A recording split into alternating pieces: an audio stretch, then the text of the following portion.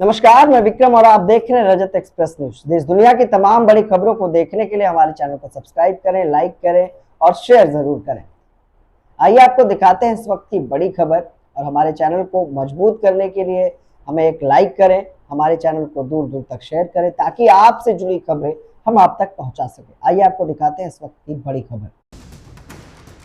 आप सब लोगों को नमस्कार। सबसे पहले मैं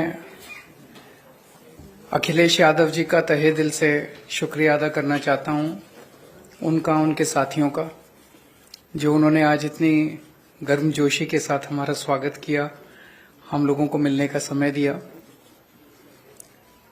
अभी उनके साथ काफी लंबी बातचीत हुई। बातचीत का विषय आप लोग जानते ही हैं कि दिल्ली के लोगों ने बहुत लंबा संघर्ष करके, दिल्ली के लोग वोट डालते हैं, वोट डाल के एक सरकार चुनते हैं और उम्मीद करते हैं कि वो सरकार उनके स्वतंत्र है। सरकार बनी और मई के महीने में मात्र तीन महीने बाद मोदी सरकार ने एक नोटिफिकेशन जारी करके हमारी सारी शक्तियां छीन ली। ब्यूरोक्रेट्स के ऊपर जो कंट्रोल होता है एक चुनी हुई सरकार का, अफसरशाही के ऊपर, ऑफिसर्स की ट्रांसफर पोस्टिंग, कोई ऑफिसर काम ना करे तो उसकी डिसिप्लिनरी प्रोसीडिंग्स, गलत काम करे, भ्रष्टाचार करे, उसके खिलाफ एक्शन, नई पोस्ट क्रिएट करना, रेगुलराइजेशन करना, ये सारी जितनी भी शक्तियां थी वो सारी शक्तियां उन्होंने एक नोटिफिकेशन जारी करके छीन ली दिल्ली सरकार से, आम आदमी पार्टी की सरकार से। उसके बावजूद हमने काफी काम किया और इतना काम किया कि अगली बार फिर हम भारी बहुमत से जीते। 70 में से 62 सीट आई हम लोगों की। लेकिन 8 साल की कोर्ट कचहरी की लड़ाई के बाद 11 मई को सुप्रीम कोर्ट की संविधान पीठ ने, कॉन्स्टिट्यूशन बेंच ने 5-0 से फैसला दिया कि सारी शक्तियां चुनी हुई सरकार के पास होनी चाहिए। अगर चुनी हुई सरकार के पास अफसरशाही पे कंट्रोल करने की शक्तियां नहीं होंगी तो वो सरकार काम नहीं कर सकती, चुनी हुई सरकार काम नहीं कर सकती, और ये संविधान के खिलाफ है। बहुत क्लियर ऑर्डर था, स्ट्रांग ऑर्डर था। हमें अपना अधिकार, दिल्ली के लोगों को अपना अधिकार पाने में 8 साल लग गए, लेकिन मोदी जी को 8 दिन लगे। 11 मई को सुप्रीम कोर्ट का ऑर्डर आया और 19 मई को प्रधानमंत्री जी ने अध्यादेश पारित करके सुप्रीम कोर्ट के ऑर्डर को कैंसिल कर दिया, पलट दिया। 19 मई को क्यों किया? 19 मई की शाम को 5 बजे सुप्रीम कोर्ट बंद हो गया, वेकेशन हो गई सुप्रीम कोर्ट की। 5 बजे वेकेशन हुई, रात को 10 बजे रात के अंधेरे में मोदी सरकार ने अध्यादेश जारी करके सुप्रीम कोर्ट का ऑर्डर कैंसिल कर दिया। यही दिखाता है कि उनके दिल में काला था।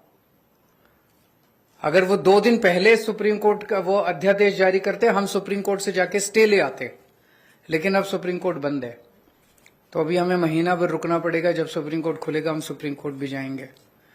लेकिन यह अध्यादेश जब संसद के अंदर आएगा तो संसद में, लोकसभा में तो बीजेपी की मेजॉरिटी है, लेकिन राज्यसभा के अंदर बीजेपी के मेजॉरिटी नहीं है। 238 में से 93 बीजेपी के हैं। तो अगर सारी नॉन बीजेपी पार्टियां मिल जाएं तो इस अध्यादेश को हराया जा सकता है, इसे गिराया जा सकता है। और अगर ये अध्यादेश गिर गया तो आप ये मान के चलिए कि 2024 का सेमीफाइनल हो जाएगा। राज्यसभा के अंदर अगर इनका अध्यादेश बिल नहीं बन पाता और हार जाता है, पूरे देश में बहुत स्ट्रांग मैसेज जाएगा कि मोदी सरकार दोबारा नहीं आ रही है। मेरी अभी इसमें काफी विस्तार से चर्चा हुई माननीय अखिलेश जी से, और मैं तहे दिल से उनका शुक्रिया अदा करता हूं। दिल्ली के लोगों की तरफ से, दिल्ली के 2 करोड़ लोगों की तरफ से अखिलेश जी का और उनकी समाजवादी पार्टी का मैं शुक्रिया अदा करता हूं कि उन्होंने हमें पूरा आश्वासन दिया है कि राज्यसभा के अंदर जब आएगा तो पूरे समर्थन करेंगे दिल्ली वालों का और इसका विरोध करेंगे। मैं अब अखिलेश जी से रिक्वेस्ट करूंगा कि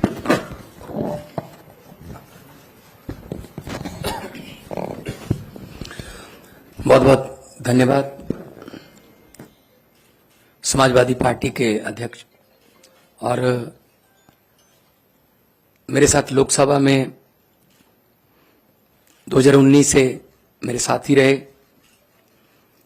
अखिलेश यादव जी, उनकी पार्टी के विधायकगण, आम आदमी पार्टी के नेशनल कन्वीनर और दिल्ली के मुख्यमंत्री अरविंद केजरीवाल जी, राज्यसभा में आम आदमी पार्टी के सांसद भाई संजय सिंह जी और एजुकेशन मिनिस्टर दिल्ली के आतिशी जी और आप सब पत्रकार और मीडिया के जितने भी प्रतिनिधि हैं, जैसा कि अरविंद जी ने कहा, ये लड़ाई सिर्फ दिल्ली के लोगों की नहीं है, ये लड़ाई 140 करोड़ लोगों के अधिकारों को बचाने की है। एक तरफ तो हम biggest democracy in the world कहते हैं देश को, और दूसरी तरफ लोकतंत्र पर अध्यादेश की कुल्हाड़ी चलती है, गवर्नर के जरिए तंग किया जाता है। अगर इनकी सरकार बीजेपी की किसी राज्य में इलेक्शन से ना बने तो ये बाई इलेक्शन से बना लेते हैं। उनके 30-40 खरीद लो, बाई इलेक्शन करा लो, सुबह सुबह 3 बजे उठाओ गवर्नर को, ओथ लो, उसके बाद देखते रहो क्या होता है। ये आदत पड़ गई है इनको, ऐसा कई बार कर चुके हैं। और गवर्नर्स को ऑर्डर है, अगर 2-3 दिन उन्होंने चुनी हुई सरकार को तंग नहीं किया तो फिर फोन आता है कि आपको किसके लिए भेजा है वहां पे, आप तंग क्यों नहीं कर रहे इलेक्टेड गवर्नमेंट को। तो इलेक्टेड और सिलेक्टेड में फर्क जो है वो देश को करना है। दिल्ली के लोग भी उसी तरह से वोट डालते हैं जैसे यूपी के डालते हैं, पंजाब के डालते हैं। दिल्ली के लोगों, दिल्ली के मंत्री भी वही संविधान की ओथ लेते हैं, दिल्ली के मंत्री, दिल्ली के मुख्यमंत्री वही संविधान को फॉलो करते हैं। पंजाब में भी वही होता है। और दिल्ली देश का दिल है, वहां दिल्ली में मूल निवासी जो है दिल्ली में पूरे देश के हैं। यूपी से बहुत से लोग हैं दिल्ली में, पंजाबी बहुत हैं दिल्ली में, कर्नाटका से बहुत लोग हैं दिल्ली में, महाराष्ट्र से हैं, आंध्रा से हैं, उड़ीसा से, बंगाल से, देश के हर हिस्से से लोग दिल्ली में रहते हैं। तो इसका मतलब इन्होंने पूरे देश पर कुल्हाड़ी चलाई है। चलो ये तो एलजी कर रखा है कि फुल स्टेट नहीं है, एलजी वहां पे सरकार रहेगी। फुल स्टेट को कौन सा काम करने देते हैं। मैं अपनी एग्जांपल देता हूं, पंजाब में 117 में से 92 हमारे विधायक हैं, और हमने इस बार बजट सेशन बुलाने के लिए राज्यपाल को पत्र लिखा। उन्होंने कहा जी मैं बजट सेशन बुलाने के लिए आपको इजाजत नहीं दूंगा, पहले आप मेरा ये काम करिए, ये काम करिए। तो हम सुप्रीम कोर्ट गए, सुप्रीम कोर्ट ने कहा कि आपको बजट सेशन बुलाने के लिए इजाजत देनी पड़ेगी। उसके बाद कहा राज्यपाल ने कि जो भाषण मुझे लिख के दिया है, जो विधानसभा में पढ़ना होता है, कहता उसमें मैं माई गवर्नमेंट नहीं कहूंगा। तो जी हम फिर सुप्रीम कोर्ट गए जी, तो सुप्रीम कोर्ट ने कहा you have to read it word by word. मतलब अगर राज्यपाल ये कह रहा है किसी स्टेट का कि ये मेरी गवर्नमेंट नहीं है, तो किसकी गवर्नमेंट है फिर पंजाब में। ये राज्य भवन जो है ये बीजेपी के हेडक्वार्टर बन चुके, और जो राज्यपाल हैं नॉन बीजेपी स्टेट्स के, वो स्टार कैंपेनर बन गए हैं बीजेपी के। तो ऐसा पहले अखिलेश जी, उनकी सरकारें भी झेल चुकी हैं। ऐसा किसी भी प्रदेश के लिए अध्यादेश आ सकता है कि जी बस आप खत्म, हम शुरू। तो ये लोकतंत्र कहां गया। अभी अमेरिका के जो व्हाइट हाउस के एक बुला रहे थे, वो कह रहे थे भारत में लोकतंत्र जीवित है। वो व्हाइट हाउस से कह रहे थे, यहां बुलाने की जरूरत है उनको। जिस दिन ट्रंप जी आए थे, उनकी पत्नी ने कहा मैंने दिल्ली के स्कूल देखने हैं, सरकारी स्कूल। तब स्कूल कौन से दिखाए गए, केजरीवाल वाले, एमसीडी वाले नहीं दिखाए गए, क्योंकि उनको पता था क्या हाल चाल। तो ऐसे मतलब आप सबको साथ लेके चलिए, सबका साथ सबका विकास। जो जहां चुना गया है उसकी साथ दो। सेंट्रल सरकार के पास शक्तियां हैं, वो राज्यों के अधिकार क्यों छीन रहे हैं। हमारा आरडीएफ का पैसा नहीं दिया अभी तक, हमारा जीएसटी रोक रखा है अभी तक, हमारा नेशनल हेल्थ मिशन का पैसा रोक लेते हैं। हम ये पैसे नहीं देंगे, ये नहीं देंगे, ये नहीं देंगे। ये सरकारें चलती हैं ऐसे क्या। तो ये बहुत ही फेडरल स्ट्रक्चर के लिए बहुत खतरनाक है।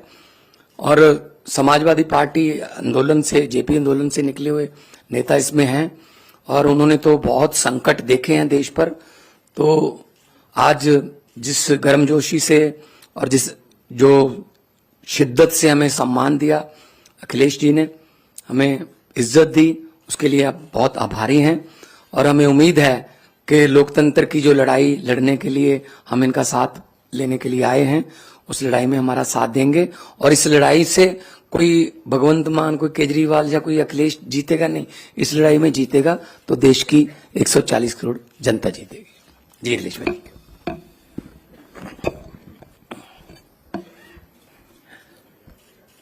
दिल्ली के मुख्यमंत्री अरविंद केजरीवाल जी, पंजाब के मुख्यमंत्री मान साहब, मैं सबसे पहले उनका स्वागत करता हूं और उनका धन्यवाद और आभार भी प्रकट करता हूं। मैं उनको भरोसा दिलाता हूं कि दिल्ली का अध्यादेश जो आया है वो एंटी डेमोक्रेटिक है। इस ऑर्डिनेंस के जो सोच है वो एंटी डेमोक्रेटिक है। मैं आपको भरोसा दिलाता हूं कि समाजवादी पार्टी का पूरा साथ आपके साथ है। साथ ही साथ जो आप अच्छा काम कर रहे हैं शिक्षा के क्षेत्र में, स्वास्थ्य के क्षेत्र में, वो भारतीय जनता पार्टी को रास नहीं आ रहा। अच्छे काम को बिगाड़ने का काम देश में अगर कोई काम कर रहा है तो वो भारतीय जनता पार्टी है। और आपके अच्छे काम को और अच्छी सोच को देख करके घबरा रहे हैं।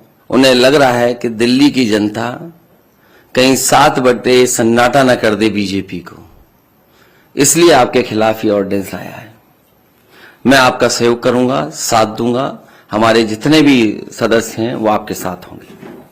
Thank you. बहुत धन्यवाद आपका।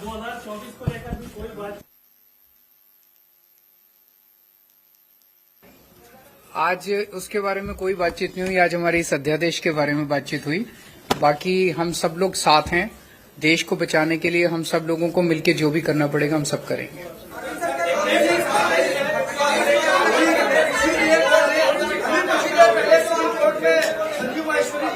अभी अरविंद सर, आपसे एक सवाल है कि प्रदेश में कानून व्यवस्था को लेकर ये सवाल है कि थोड़ी देर पहले ही कोर्ट में एक हत्या हो गई है, 2 लोगों की उसमें जान दे दी गई है। इसके पहले आप मत पूछिए, आप आपसे मत पूछिए। देखिए, आप भी वही पूछ रहे हैं, आप भी वही पूछ रहे हैं। अगर समाजवादी पार्टी कुछ कह देगी तो कहेंगे कि समाजवादियों ने मरवा दिया। बहुत धन्यवाद आपका। ये बात आप समझते हो, इसलिए मुझे बोलना नहीं है। आइए।